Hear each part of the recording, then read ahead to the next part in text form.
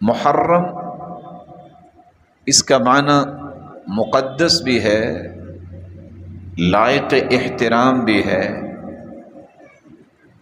عظمت دیا گیا مہینہ ہے، اور اس کا معنی اس میں حرام قرار دے دیا گیا ہے کہ اس مہینے میں فساد نہیں ہونا چاہیے، ظلم و زیادتی نہیں ہونی چاہیے۔ حیرانگی کی بات ہے کہ عرب بھی اس کا اہتمام اور احترام کیا کرتے ہیں۔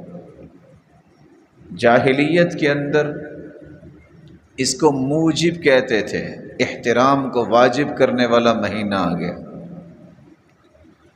اس کو مؤتمر کہتے تھے کہ لوگوں کے بیت اللہ میں جمع ہونے کے ایام ہیں، یہ حج سے فارغ ہوتے اور طواف الوداع کرتے اور اپنے اپنے علاقوں میں رخصت ہو جاتے۔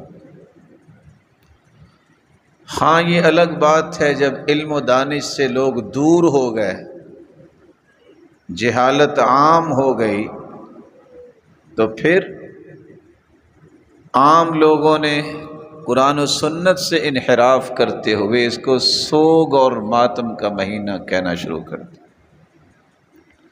کوئی بھی مہینہ سوگ کا نہیں ہے۔ رسول اکرم صلی اللہ علیہ وآلہ وسلم نے اس مہینے کی عظمت و فضیلت کو بھی بیان کیا ہے۔ رسول اکرم صلی اللہ علیہ وسلم نے مقدسات کا بھی تذکرہ کیا ہے کہ کون کون سی چیزیں لائق احترام ہیں۔ رسول اکرم صلی اللہ علیہ وسلم نے یہ بھی بتایا ہے کہ محرم میں کرنا کیا چاہیے، اور یہ بھی بتایا ہے کہ کرنا کیا نہیں چاہیے۔ جس کا تو قرآن و سنت پر ایمان اور اعتماد ہے، اسے یہ بات سمجھنی چاہیے کہ یہ مہینہ انسان کو کیسے گزارنا چاہیے۔